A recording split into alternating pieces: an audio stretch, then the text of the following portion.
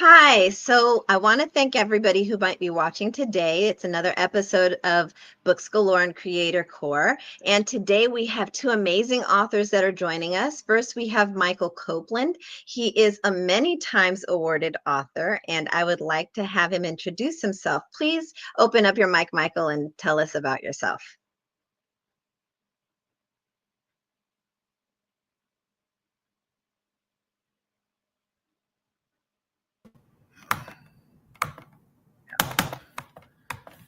Mute.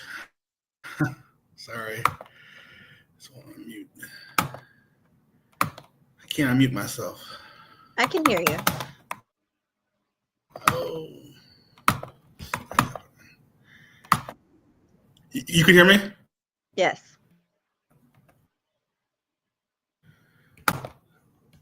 Okay. Hello. Everybody, sorry about that. My computer was giving me technology issues. I apologize about that. So anyway, my name is Michael Copeland, Dr. Michael Copeland. I am a native of Cleveland, Ohio. I am an author of 3 books. I'm also a lifetime educator and a father and a husband, and most importantly, child of God. Amen.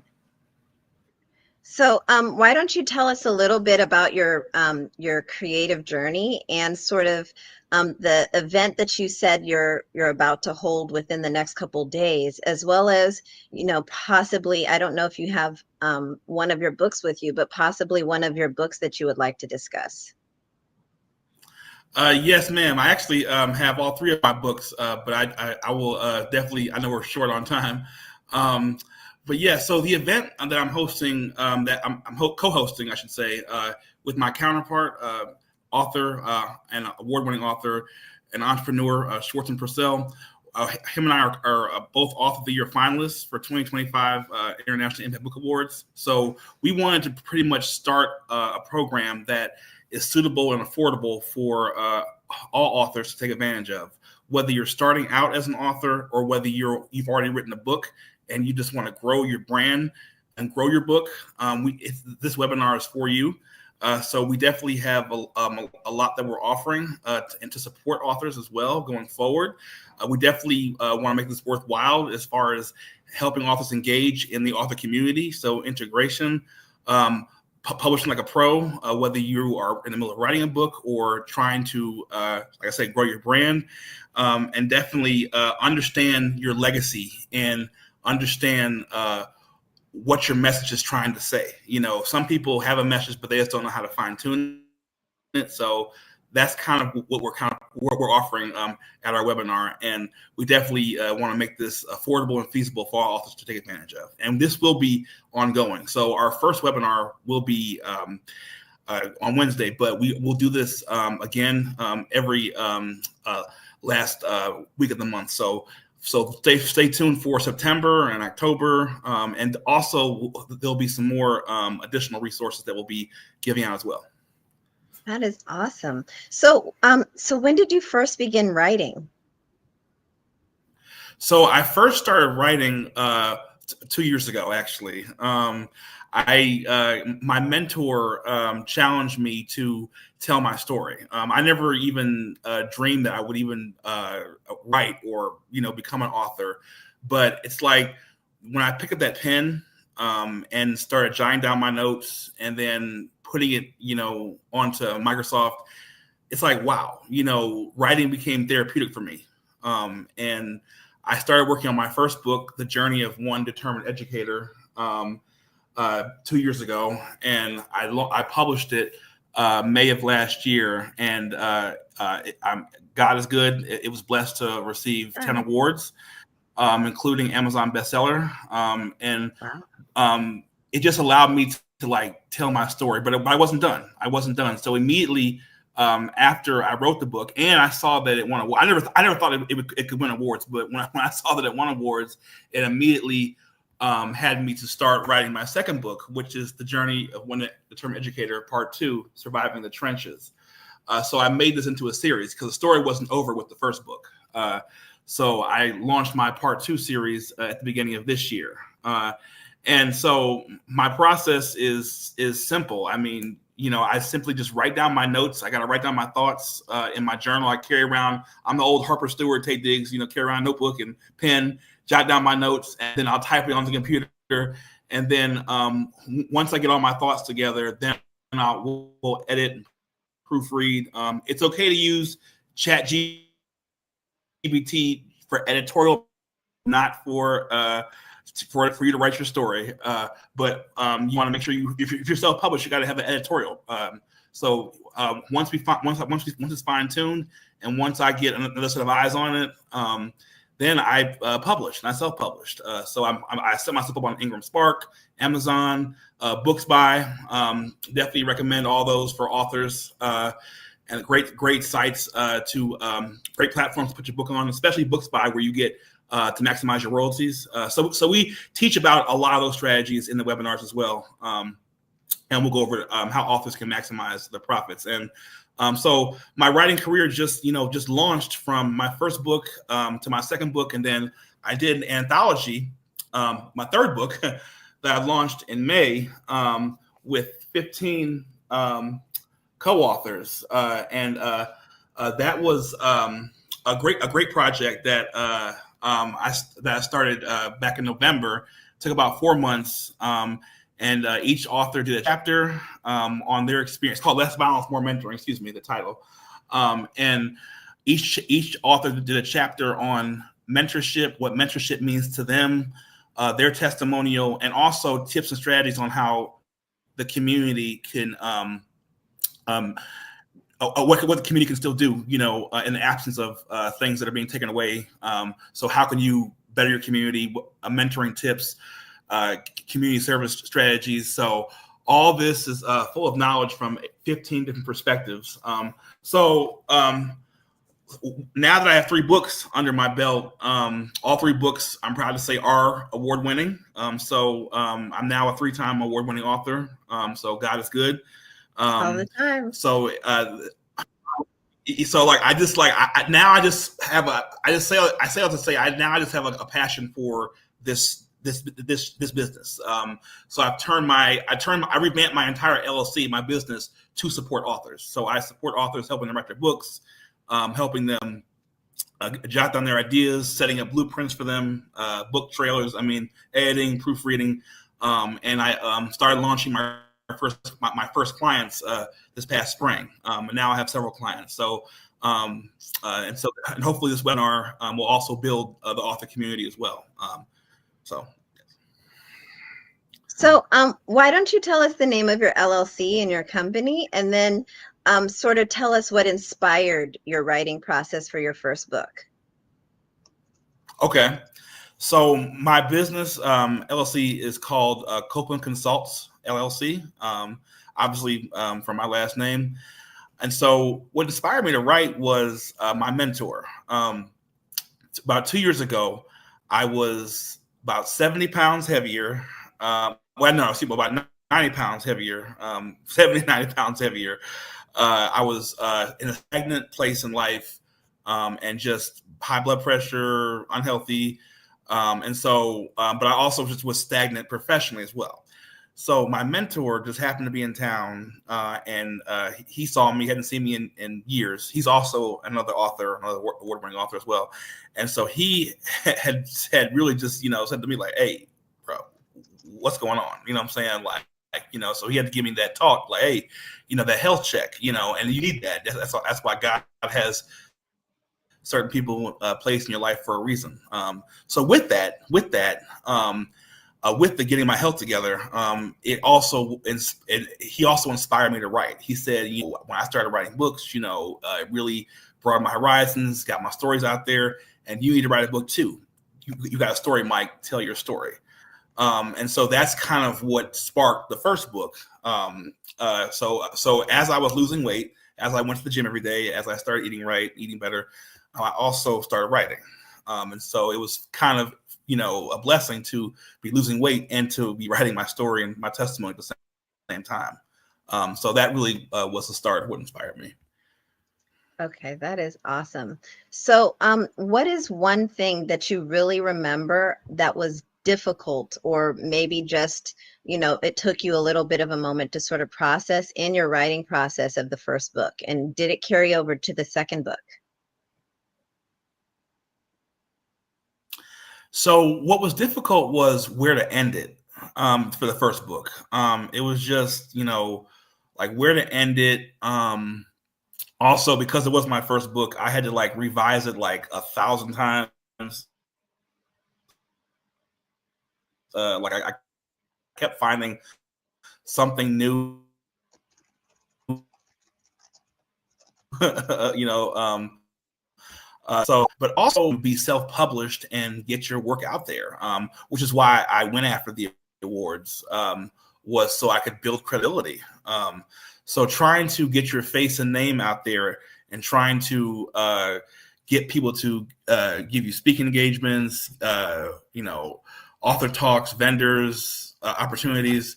You have to put yourself out there, and you have to market yourself on social media. So all that is really all uncomfortable. So you have to really be comfortable getting uncomfortable, because a lot of people don't like to put themselves out there. So all that to say that was definitely a different change, but it's something that helps make you grow. So, and you and the reality is you are your best marketer, and so no one can market like you. And now it's like clockwork. If anybody see my social media, everybody knows it's Mike and these books and this business. I mean, so now the marketing is just, it's like clockwork. It's still like interesting because I'm not like, I don't want to like, I'm like, beforehand I was never like wanting just to do all this marketing. But it is like you said, it is your best marketer, and like people need to see your brand and what you bring to the table, and your value. So it is important, and I definitely emphasize that with authors, because nobody's going to know about your stuff if you don't market, especially if you're self-published. So Right. It seems like your screen might be, you might want to check your connection. But the other thing that I would really love to know, like when you when you chose the ending for the first book, was it sort of, because I have not had the opportunity to read your book, why don't you tell us a little bit of like how the story sort of segues from the first into the second? Okay, so I pretty much ended my book in my career in Nashville. So it's my memoir. I'm the educator, of course. The main character's name is James Turner, but that's me. I definitely, with confidentiality, I wanted to protect my every aspect of my life. Students, former colleagues, places. So James Turner, myself, ends his career in Nashville on a high note, learning about wraparound services, learning about project-based learning, and really created a bond and relationship understanding students, especially students who came from, the urban communities and suffered just overwhelming tragedies and life circumstances, which made school for them much more difficult. So just navigating those challenges in his young career, that's kind of where it ended in the first book. And then it kind of segues to moving up to Cleveland after getting married and starting the same line of work, but in the Cleveland area. So the first book is kind of based on my early college years beginning years, because I do talk about how I'm a suicide survivor, and how I went through that whole ordeal. So I start off with my own testimony, and then I get into my students' testimonies, how I got into education. Um, and then we simply just go into my career in Nashville, and then the second book talks about my career in Cleveland. So we just dive more into it. Okay. Awesome. So, what I would love to hear more about, like where perhaps you can afterwards, you can give me the materials so that I can post up the information for your upcoming event, so that, so that people will know that it's a resource that they can utilize. And then also what I would like to offer and, out to you is for all of the authors that come onto our page, we usually do like I usually publish like a news article interview. And on top of that, we invite authors back for a reading of the book, not an entire reading, just like a paragraph. So if you would like to do that Right. in the future, we can collaborate Right. and you Sure. can come back so that you can basically let, the audience know some like a paragraph of what's in your book. Most definitely. Most definitely. Yes. Oh yeah. I definitely would love to do that. I would love to. That's awesome. Okay, awesome. So I want to thank you so Thank you, much but for joining thank us you so much for having today. me. Oh yes, absolutely, absolutely.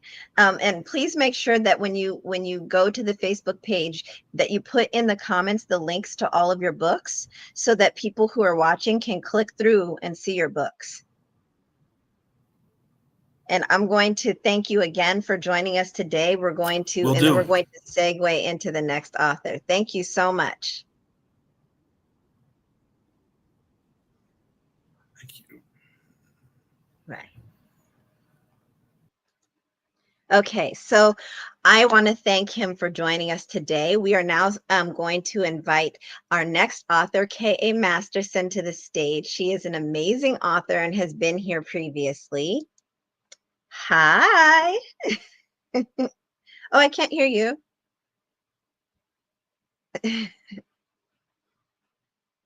Your mic. It There was you the go. mic. It was the mic. It was the mic. I thought, oh There you go. no, my computer. There you go.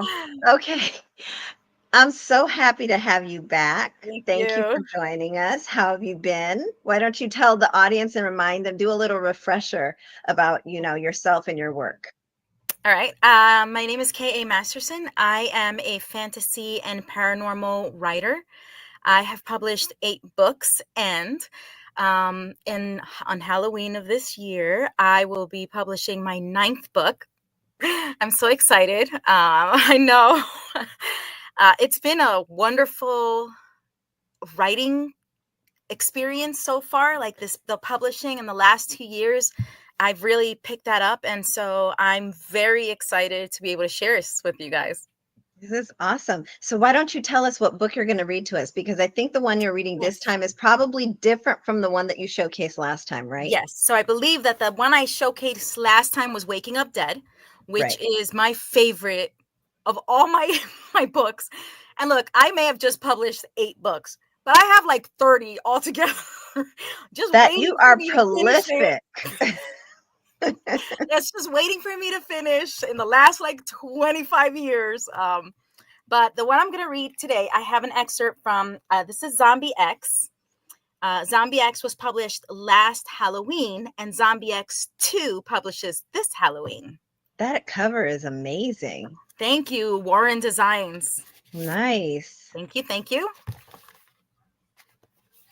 Make sure So, you send me the cover image, because I like to offer book reels on the page for each author. oh, thank you. Yes, I Yeah. certainly will.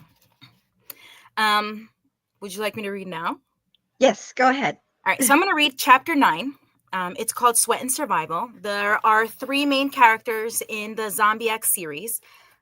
Cora is a recluse. She is, she's been surviving the last 10 years of the zombie apocalypse by herself. In the underbelly of Manhattan, in the subway systems. She gets found by Kane, who is the second main character, and he's like smitten with her. They're so different, but he is smitten with her. There's not a lot of women left alive during the apocalypse, and so he values her very much. She is silent. She can speak, but she refuses to talk. It's like she values silence very much, because if you're not silent, then the zombies can hear you. And then the third main character, which I will not be reading about him, is Jason. And he is the mysterious leader of the human tribe that Kane brings Cora into. Oh, So I'm excited already. I know. I need some popcorn. Go ahead. All right, chapter 9, Sweat and Survival, Cora. I've been watching Kane sleep on his cot for the last hour with my heart in my throat and the rucksack on my back. It's filled with enough food for the next few days. I've been hoarding food from the meal times and placing packets of granola bars, small water bottles, and even a can of fruits in the rucksack for several days without anyone noticing, not even Kane. I've also been sneaking out of the room every night for the last 3 days to scout the prep for the safest route out of here. I count the guards on duty, none in the hallways and 4 in the garage, and the number of steps from the room to the stairway, from the stairs to the ground floor, from the ground floor to the gate. But I couldn't go beyond the gate because of the 3 armed men making their rounds in the parking garage and the 2 armed vehicles outside. I'm unsure if the armed trucks are crewed, but I couldn't scope it out because I didn't want to get caught. I can probably sneak through the armed men and even past the armed vehicles if I can figure out how to open the iron gate guarding the preb without making any noise. There's no way in and there's no way out unless I make it. After each sweep, I silently return to the room and sit on the bed watching the unsuspecting Kane as he sleeps. He's been trying so hard to make me smile, and I freely give him now so he can stock up on them the same way I've been hoarding food. Tonight is the night I make my move. I have to leave before Jason finds information about me that will link us. I don't want to know what it is. I don't want to be connected to him in any way, because deep down, I know we are. I feel it whenever he speaks, when his voice rumbles in my chest and echoes in my head. It scares me, and I hate being scared. I've lived too damn long by myself, surrounded by infected without fearing them. Fear is an emotion I thought I'd outgrown when I was 15. It turns out that what I had outgrown was feeling anything at all. Until Kane ran into my life, kidnapped me, and made me smile. Made me want things I never knew I wanted. Feel things that had once been very foreign. I'm still staring at him, as I've been doing for nearly an hour without wanting to leave. My limbs heavy with regret, already missing him as I watch him. Each time I turn away from the sleeping Kane to leave the prep, I pretend the thread that tugs at my heart is too fragile to hold me, but it brings me right back to him. When I try to fall asleep after each attempt, I still feel the ghost of our kiss on my lips, as if it lived between us, billowing and haunting. It was sweet and exciting, like dipping into my peanut butter too soon, but reveling in the taste. Maybe that's why I haven't left. Or perhaps it's the reason I don't want to leave him behind. But I can't stay, and he won't come. My time at the prep has brought me fear, compassion, anger, and something beautiful that lives inside me like falling petals. This is even more frightening because it's fragile and vulnerable and doesn't belong in this future. I can't let it grow. It'll consume me, and I have to survive without Kane again, without anyone, because people die. Kane can die. He's safest as a prebby. We're both better off if I'm gone, even if living alone is its own kind of hell. I take a steadying breath and kneel in front of Kane's cot. He's on his back, his head tilted towards me. His lips are slightly parted and he hasn't shaved. His 5 o'clock shadow is visible and coarse.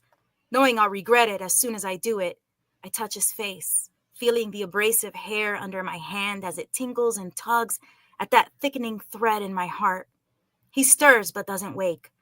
I gently run my fingers through the softness of his curls and smile sadly. As much as I don't want to care about him, it's too late.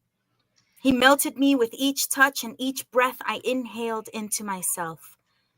I want to remember what he means to me, how he makes me feel more than just another human survival, how he makes me feel like a woman, valued, respected, cared about, the exact reasons I'm leaving. Before I stand and take a silent breath, fighting the urge to kiss him, to feel his lips against mine one last time, I wrap my fingers around the hilt of the knife under his pillow and slowly pull it out while breathing him in. Sweat and survival, and memorizing every detail about him. I rise slowly and flip the knife in my hand. It's a tactical knife, the kind issued in the military. My chest crunches, a smashed-in water bottle ready to burst. But if Kane finds out I'm leaving, he'll never let me go, and I'll never want to leave. This is the last time I'll see him, the last time I'll be at the prep. My only regret is having grown a heart and cared too much, but that will also fade with time. I'll cherish the moments I spent with Kane as they keep me warm during the cold winter months to come. I walk away from caring and hurting, from friendship and loss, from Kane. Girl, I'm gonna cry. I'm about to cry. You want me to keep going? What? Oh my goodness. Are you a voice artist? I am not. I am a teacher, though. I read out loud to my students. What? Oh my! I was sitting here trying not to like do the whole I was trying not to. Thank you. Oh my goodness, that is so amazing. Let me just get back into K mode. I'm sorry. I was literally getting goosebumps. I was like, oh my gosh. So you need to do audio, first of all. I know. I've been meaning to. Like, I got 2 microphones and I bought a new laptop. It's just things got in the way, and now the school year has begun again. So it's going to be a little bit more challenging, but I'm getting there. I mean, literally, your voice is the character. I mean, I can't see anyone else doing the audio for your book now. Like if I buy an audio and it's not your voice, I'm going to want my money back. And it's so funny you say that, because I've been listening to audiobooks. I don't usually, I love listening to audiobooks. I don't usually listen to audiobooks when I'm going to fall asleep. My son got me into that. He loves listening to audiobooks too. And it's been a very challenging year. So I've been listening to audiobooks as I fall asleep. I even bought an eye mask, one of those dark eye masks with AirPods. Yes. In the masks that are flat. I love it. They sell those on TikTok. The books read, I bought it on TikTok. Oh, you bought it on TikTok? Wait a minute, you're on TikTok. I am. I'm on TikTok. I know. Why are we not connected on TikTok? I don't know. It's so I've been listening to audiobooks, and the books read by the authors is just incredible. They're so much more gripping. Right. Than when they're not. I mean, it's so cool. And I was like, oh, I really got to try this. You know what? The truth of the matter is, I honestly feel, I don't feel it for myself because my voice is horrible, but I feel it for people like you who have amazing voices. So if you read your book, you're going to read it the way it should be read because you know the characters. Somebody else is just going to be guessing. And they're not psychic. They're not inside your head. You have the emotion, you have the pauses, you have the intensity, and you need to be I'm telling you right now, I'm waiting for you to do the audio version because I'm not buying any audio version that doesn't have you reading it, first of all. I will do that. I will definitely make it one of the plans. Tell me when you have, because I'm saving my money for the audio. I'll let you know. Okay, so why don't you tell us the inspiration, like what started? And I just also want to add that every time you come through my feed, there's like an entire stack of lists of books that you have written that comes through. Like you wrote this one and that one, and it's like a rainbow of books that you have written. And I'm like, man, they're all very if only different. I had the time to write like that. I know. And it's funny because people always ask me, so how is it that you published? So last year I published 5 books. Okay, wow. Yeah, and then this year I will have published 4. So people are asking me, like, where do you have the time to write? I'm like, actually, I have written for the past 25 or so years. I have been writing. I've just not been publishing. What? So I have all these books that are mostly that you wrote finished. So you're just back publishing. So all I'm doing is I go back and I rewrite kind of better because I think I've matured as an author and as a writer. So now I'm just writing it in my voice now that I have now. So I'm just reading through it, adding and whatnot, and then just putting, doing all the other stuff like getting a better cover, like getting book covers, going through the editor, but that's really what I've been doing. Next year is different because next year I have to start writing the sequels to all these books I had already written. Okay. So that's when Right. it So then slows the process that's down a right. So little bit next year more. it's just going to be like maybe 2 or 3 books because Got I it. have to actually write them 2 from or 3 scratch. books is still prolific, girl. I know. So In a I've been year? told. I My am inspiration. amazed. I am in awe. Thank you. I mean, your book is gripping. I don't know if it's the words or your voice or what it is. I was riveted. I Thank was you. absolutely riveted. Thank you. So, I know that, oh my goodness, when is the next one going to be published? Halloween. So book 2 of Zombie X comes out on Halloween. Okay. And that's already with beta readers and my editor. So okay. I know. Do you want to come back and show it when it comes out? Oh, absolutely. I'd love that. Okay, and also like yeah, let's get together on that. And we need to connect on TikTok. Hello. Yes. Yeah, I would love that. Yes. Because what I also, work with people over there. So this is amazing. I need everybody who is watching to please go and check out her book. And do you have your books on audio? I have them, but through Amazon. So it's the virtual voice. It's awful. It is I'll tell you awful. right now, it's awful. It is so bad that I lowered the price to like $3. I've listened to the Amazon AI voice, and it's So they have a whole bunch of different voices. And I you can broke always into it. tell it's AI. If Oh, you're a always. reader, an Yeah, audiobook no. reader, You can this is always why I tell. will never offer my books in AI You can voice. definitely Never. do. I use AI voice for a lot of things, but not my books. I didn't realize, I don't know. I was so excited that I got into this beta Amazon Audible thing. I was just like, yes, let me. And then I listened to all of my books. And Zombie X is awful. I'll tell you like that. Don't. I was like, oh, this is so bad. I mean, even if you had like the most premier vocal artist, I wasn't going to listen. Like I'm not listening until you do it. When you do it, that's when I'm spending my money. I do. And I've always said, so I've been a teacher for many years, and I've always tell everyone, like, I love to read out loud. I really do. I love to read out loud. It's just finding, when it's for like an audiobook, it's finding the right space, finding the right mic. It's all those little nuances that I do not have No, let access me to tell you yet. something. Um, I used to record audio poetry, and I used to upload it to SoundCloud. All you really need is like I forget the name of it. It's like a filter. You attach it to the back of your mic and you bend it over so that it blocks I the just mic bought from one of those. and then you just need a soundproof room. And then you need a moment away from kids and dogs. Yeah, that's the That's challenge. all you need. Did you hear when somebody opened the door while I was reading? I didn't hear that part, but I'm just glad my own kid didn't open the door while we were talking. And I was like, I had to go like, I was like, no, while I'm reading. I have to use the off-screen finger a lot. Like, Yeah. so yeah, it's a lot easier than you think. Just buy a mic, buy the thing to basically block the mic. Make sure that your room is soundproof. That's the hard part. Where do I Yeah, get a it is the soundproof hardest part. room? Well, I mean, honestly, the best thing I did was I basically found like a room where it was, away from everything else. I made sure that I turned off all electrical, machines. Like I turned off my fans. I turned off anything that makes like those under noises that you don't notice until you're recording.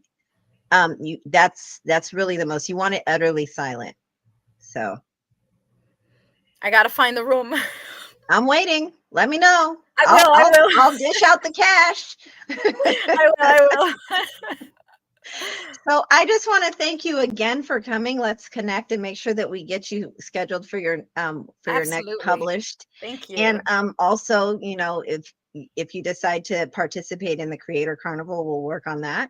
So I just want to let everybody know again today, this was author K.A. Masterson, an amazing author and voice actor. Yeah. Yeah, Ed. Don't be spreading rumors about me. I know, right? No, this is one I want to encourage so you can get your audiobook out there. And I just want to thank you again. Is there any last words that you want to say to the audience? Wait for that second book. Zombie X comes out on Halloween. I'm super excited. And I always give this word of advice. If you are starting off in writing, just remember you're not authors. You're a writing is you write alone, but as an author, you have a community. Right. So I think sometimes writers, because we're such loners when we write, we don't have to do the rest of the author process by ourselves. Right, right. And we also need to build community to uplift and encourage each other. Absolutely. Please remember to put your book links in the comments so that anybody who sees the post has the link to your books and they can immediately go to Amazon and, get the books. All right. And please also feel free to post your links in the group in Facebook. Thank you. I will.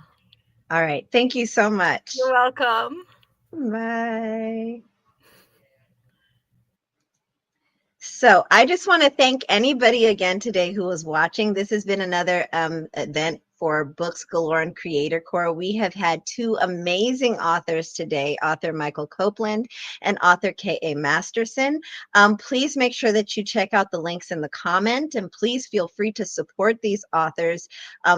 Every week we try to bring in new talents, new people who are basically extremely talented, but have not yet, been widely exposed to the audience, and pretty much need to be. Like, you need to know who these people are. They are amazing authors. Their writing is excellent. It's top tier. As you can also see, author K.A. Masterson has an excellent top tier voice, and hopefully we'll be putting out an audiobook soon. So keep a lookout for that.